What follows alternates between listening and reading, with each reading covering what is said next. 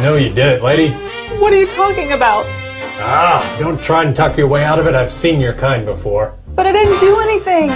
You with your dollop hair and innocent eyes, the truth is as obvious as the nose on the end of your face. But I... Listen, Missy, just tell the truth and we'll all feel better. But... You'll still have to do the time, but cough it up and we'll go easy on you. But... I'll give you one more chance, lady. Confess.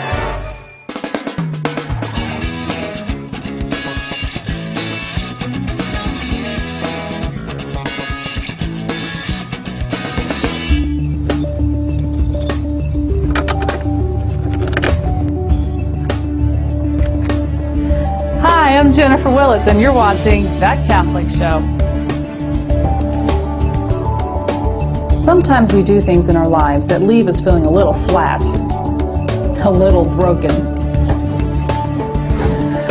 Fortunately, Jesus instituted the sacrament of confession to help us get going again whenever sin has brought us to a halt.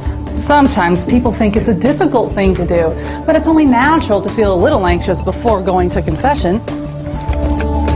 Just like we wouldn't embark on a trip without making sure we are prepared, it's a good idea to take a look at your life before you go to confession.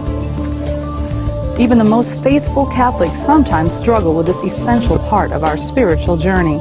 That's because it's human nature to cover up our sins, to rationalize them, or just ignore them so they don't haunt us. This habit of putting aside our sins and not dealing with them feels like a temporary solution, but in the long run it only hurts you. There's a lot of misunderstanding and misinformation about going to confession. Many people think it's a scary thing to do, or even a useless thing to do.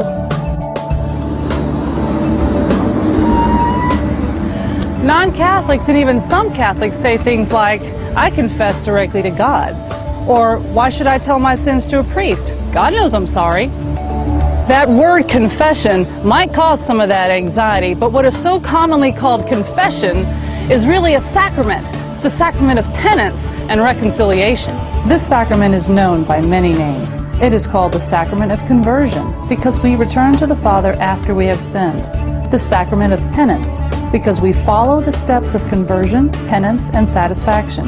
The sacrament of confession because the disclosure of sins to a priest is an essential element of this sacrament, but it is also a confession, acknowledgement, and praise of the holiness of God and of His mercy towards sinful man.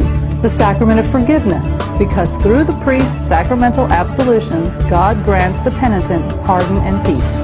And it is called the sacrament of reconciliation because it imparts to the sinner the love of God who reconciles.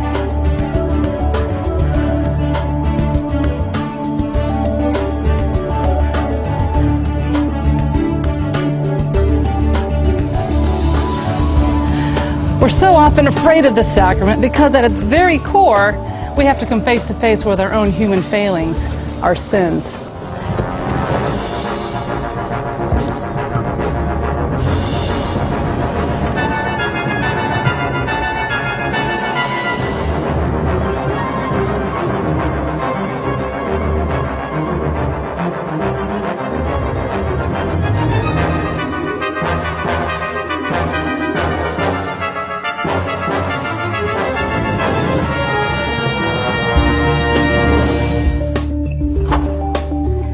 As Catholics, we recognize that only God forgives sins, but we also recognize that priests, acting with God's instructions, are sent out on behalf of Christ, with God making His appeal through Him and pleading, be reconciled to God.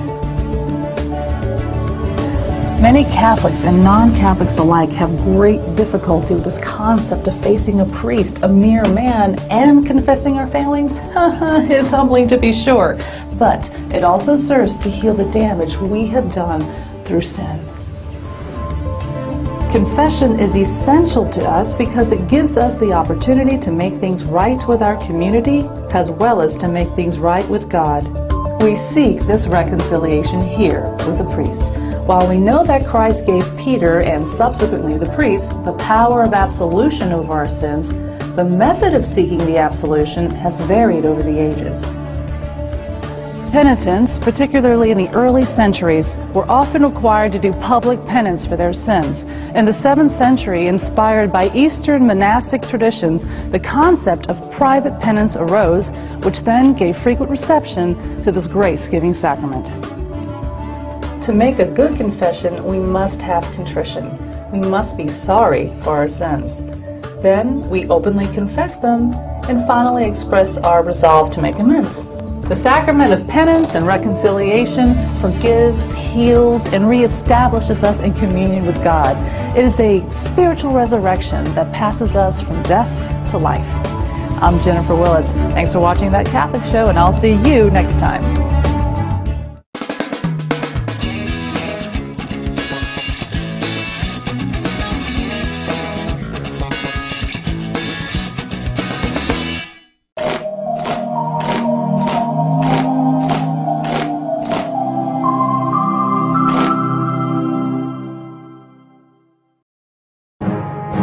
SQPN, the best in Catholic podcasting. Okay, that's good, Mom. I'm coming. Non-Catholics and even some, man, it's either 20 cars or none. Non-Catholics and even some Catholics say,